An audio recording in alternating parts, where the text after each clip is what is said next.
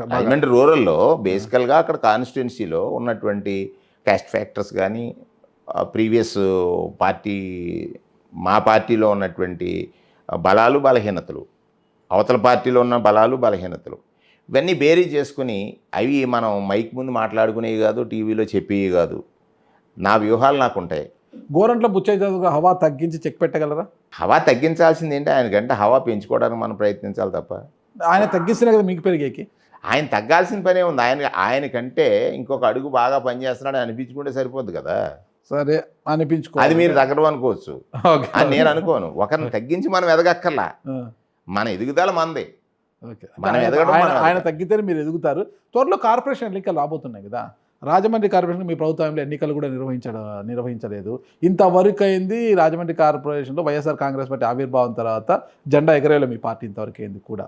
ఈసారైనా కూడా జిల్లా అధ్యక్షుడిగా, రాజమండ్రి జిల్లా అధ్యక్షుడిగా రాజమండ్రి మేయర్ పీఠాన్ని దక్కించుకోగలను అని గట్టిగా చెప్పగలుగుతారా? ఖచ్చితంగా అధ్యక్షుడిగా రాజమండ్రి మేయర్ పీఠం దక్కించుకోవడానికి కావాల్సిన వ్యూహాలన్నీ కూడా నాకున్న ఈ 25 సంవత్సరాల అనుభవాన్ని క్రోడీకరించి నాయకత్వంతో ఎప్పటికప్పుడు సమాచారాన్ని అందించి నాయకత్వానికి సమగ్రమైనటువంటి నివేదికలు ఇచ్చి ఏ వ్యక్తులు అక్కడ గెలుస్తారు, గెలవడానికి ఉన్న అవకాశాలు పూర్తిగా వివరించి నాయకత్వాన్ని ఒప్పించడమే మన గెలుపు అంటే. ఒప్పించి సరైన అభ్యర్థులకు మనం కనుక సీట్లు ఇచ్చినట్లయితే ఖచ్చితంగా గెలుస్తారు. ఆ విధంగా మీరు పని కూడా చేయలేదు, అందరినీ సమీకరించుకొని సమన్వయం చేసుకొని పని చేయాలి కదా. నాగరాజన్న చెప్పాను కదా, ఈ జిల్లాలో 2 కీలక పదవులు చేసిన వాడిగా ఇప్పుడు ముందే కోయలు కూయటం అనేది అనవసరం. మనం ఏం చేస్తున్నాం అనేది ఆ ప్రత్యర్థికి మనం ఎందుకు చెప్తాం? అంతే అంటారా? అంతే కదా. వారి వ్యూహాలకి ప్రతి వ్యూహం ఎట్లా రచించాలి? మీరేం చేయొద్దండి, ఒక్క చెప్తాను, ఛాలెంజ్గా స్వీకరిస్తారని చూద్దాం. రాజమండ్రి రూరల్ పరిధిలో మీకు 7 డివిజన్లు ఉన్నాయి. 8 డివిజన్లు. జక్కంపూడి రాజా గారి సహకారం లేకోకుండా, ఇటువైపు నుంచి మార్గాని భరత్ సహకారం, మిగతా మీ నాయకుల సపోర్ట్ లేకుండా మీరు ఒక్కడినే ఈసారి 8కి 8 కార్పొరేటర్లను గెలిపించుకొని వైఎస్ఆర్ కాంగ్రెస్ పార్టీ నా అధినాయత జగన్మోహన్ రెడ్డికి గిఫ్ట్గా ఇవ్వగలను అని గట్టిగా చెప్పగలుగుతారా? ఈ ప్రశ్నలో ఒక నాగరాజు గారు తెలివితేటలు ఉన్నాయి. చెప్పండి. ఇప్పుడు ఒకరి సహకారం తీసుకోకుండా ఎన్నికలు ఎలా వదులుతాం ఎవరైనాని? మీ నియోజకవర్గమే కదా. నా నియోజకవర్గమైనా ఇంకొక నియోజకవర్గమైనా ఎవరు జక్కంపూడి రాజా, ఎవరు మార్గాని భరత్? మీ ప్రశ్న మీ బలము అది, మీ బలాన్ని నిరూపించుకోవడానికి. అంటే రాజమండ్రి రూరల్లో మీ బలం పెరిగింది అని నిరూపించుకోవడానికి. నా బలాన్ని నేను అక్కడ ఎక్స్పోజ్ చేయాల్సినటువంటి, నేను ఏమంటే గెలిపే కదా మాట్లాడేది.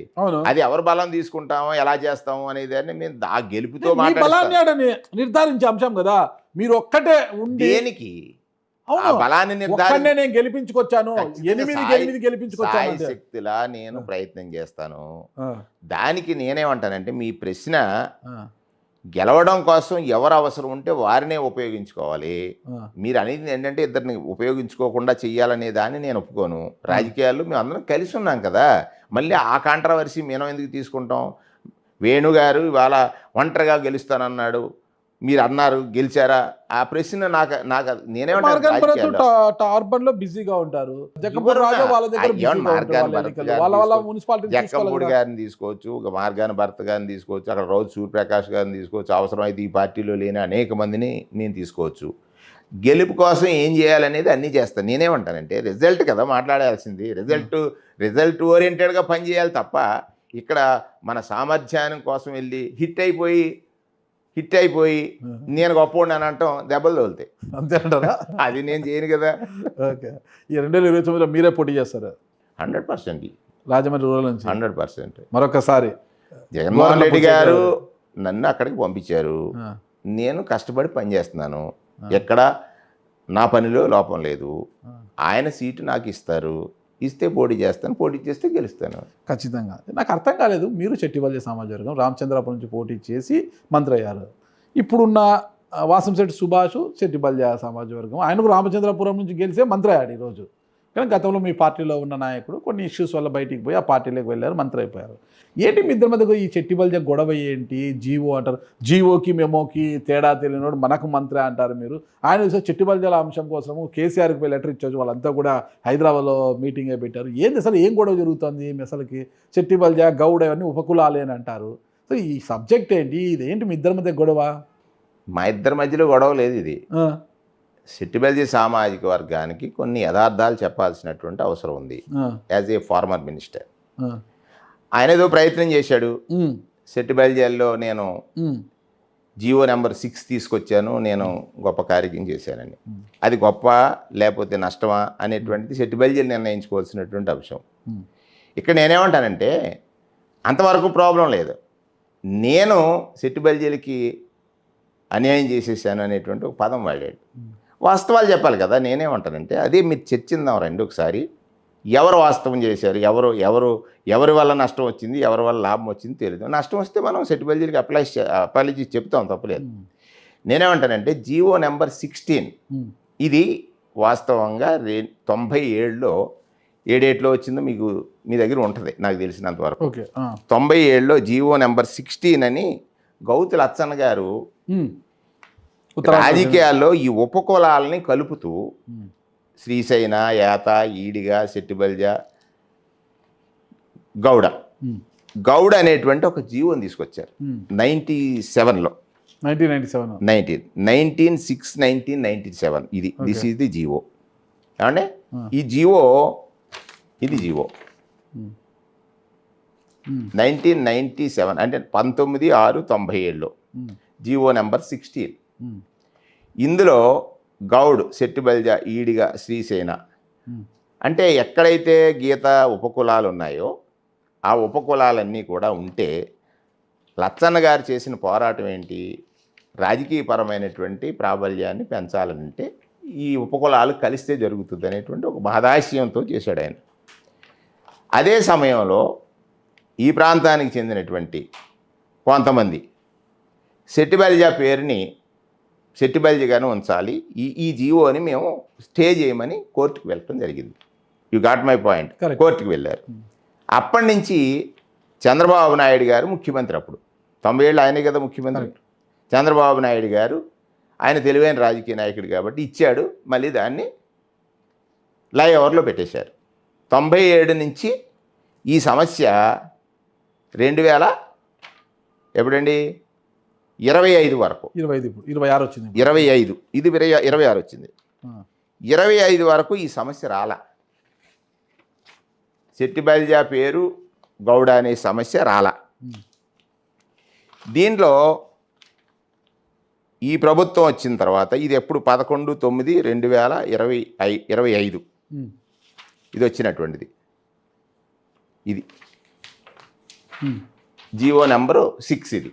ఓకే. ఈ జీవో నెంబర్ 6కి ముందు కాస్ట్ మాస్టర్ ఏదైతే అప్లోడేషన్ చేశారో ఆ సందర్భంలో గౌడ ముందు పెట్టి ఈ సబ్ క్యాస్ట్లుగా వీటిని పరిగణించారు.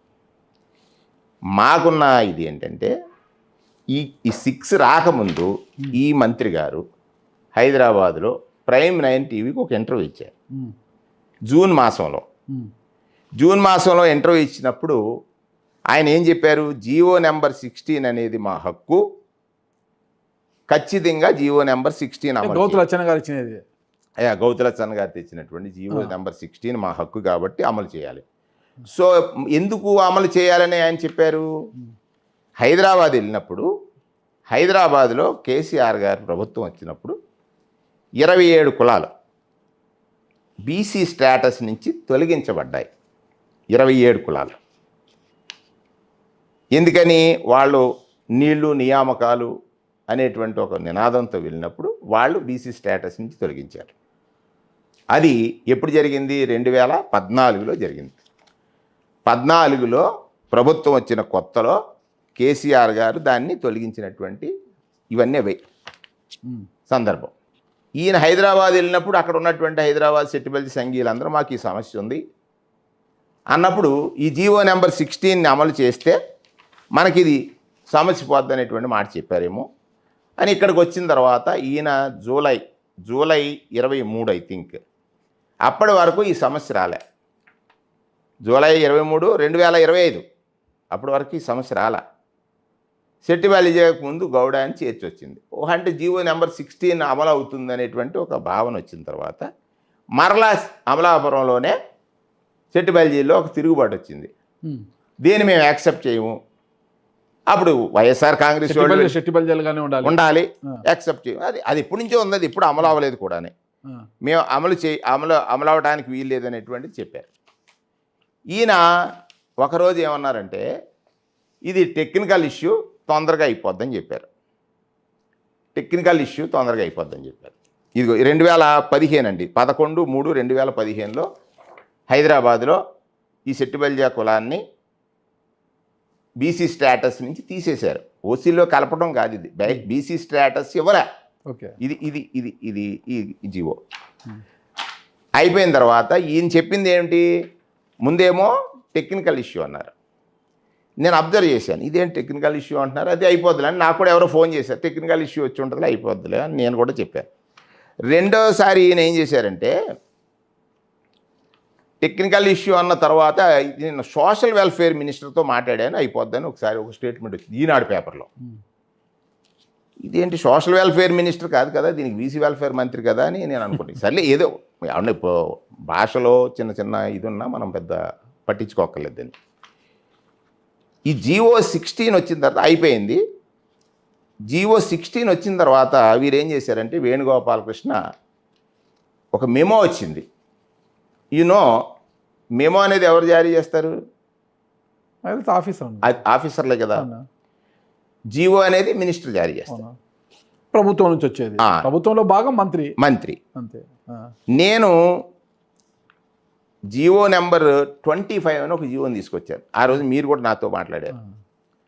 రాయలసీమ జిల్లాల్లో ఉన్నటువంటి సెట్టిబల్జీల్ని ఎక్స్క్లూడ్ చేస్తూ, అంతే కదా, ఎక్స్క్లూడ్ చేస్తూ గ్రేటర్ రాయలసీమలో ఎవరైతే సెట్టిబల్జీలుగా ఉన్నారో వాళ్ళకి బీసీలు కాదు, వాళ్ళకి ఓసీ స్టేటస్ ఉంది. ఏరియా రిస్ట్రిక్షన్స్ వల్ల వీళ్ళందరూ ఇబ్బంది పడుతున్నారు కాబట్టి ఆ ఏరియా రిస్ట్రిక్షన్స్ని తొలగిస్తూ మొత్తం అన్ని జిల్లాల్లోనూ సెట్టిబల్జీలుగా సర్టిఫికెట్లు పొందొచ్చు అనేటువంటిది ఒక జీవో ఇచ్చారు, జీవో నెంబర్ 25. ఇది మరి ఆయనకి ఎవరు గైడ్ చేశారో మరి లేకపోతే ఇంకెవరైనా చెప్పారో తెలియదు. వేణుగోపాలకృష్ణ జీవో మెమో ఇచ్చారు కాబట్టి ఇప్పుడు అమలు చేశారన్నారు. నాగరాజు గారు ఇక్కడ చెప్పాలి, మా ప్రభుత్వం మేము ఫిబ్రవరి నెలలో ఫిబ్రవరి 23/2/23 ఇచ్చింది. ఇది ఎప్పుడు వచ్చిన సమస్య, 23/2/23 ఇచ్చింది. 24 వెళ్ళిపోయింది, 25 వెళ్ళిపోయింది. 2 years 6 months తర్వాత కదా ఈ ఇష్యూ వచ్చింది. గత ప్రభుత్వం మెమోని 2 years ఆఫ్టర్ 2.5 years తర్వాత ఈ ప్రభుత్వం అమలు చేస్తా క్వశ్చన్ అది. అంటే మీరు రాజకీయ లబ్ధి పొందాలని వేణుగోపాలకృష్ణ మీద ఒక అభాండం వేయాలన్నప్పుడు ఇవన్నీ మళ్ళీ నేనే స్టడీ చేసి తీశాను. అంటే ఈ 30వ తారీఖు జూన్ వరకు జూలై వరకు అసలు దీని మీద ఎక్కడా కూడా సమస్య లేదు. ఈ మెమోని చూపించి సెట్టిబల్జీ సామాజిక వర్గం దగ్గర ఆయన ఇది ఒక ప్రగతి సాధించినట్టు, సెట్టిబల్జీ సామాజిక వర్గంలో నా మీద ఏదో ఒక అభాండం వేసేటట్టు అతనికి ఒక ప్రాక్టీస్ ఉంది. దానికి చాలామంది ఉన్నారు, మనం పేర్లు చెప్పడం జరిగింది ఒకలాభంగా. నేను చేసిన ఈ ప్రయత్నం ఇది. ఈ లెటరు ముఖ్యమంత్రి గారికి రాయించింది నేనే కదా, డేట్ చూశారు కదా బాబు, ఇది జూమ్ చేయమ్మా, 1/8/22 1/8/22న. అంటే ఎవరో ప్రయత్నం చేయలేదు, అక్కడ సెట్టిబల్జీలకి అన్యాయం జరిగింది, న్యాయం జరిగింది. అక్కడ ఏంటంటే సెట్టిబల్జీలు చాలామంది బీసీ సర్టిఫికెట్లు పొందుతున్నారు in the name of Gowda. వాళ్ళకు ఒక అవకాశం ఉంది.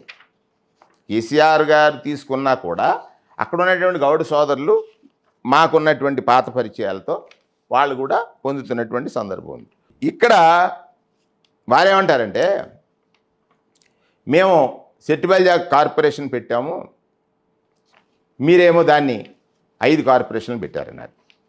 మా విధానం ఏంటో అందరినీ గౌరవించడం కదా మా విధానం. ఆ సెట్టిబల్జీ కార్పొరేషన్ ఎప్పుడు పెట్టారు చూడండి నాగరాజు గారు, 22/2019.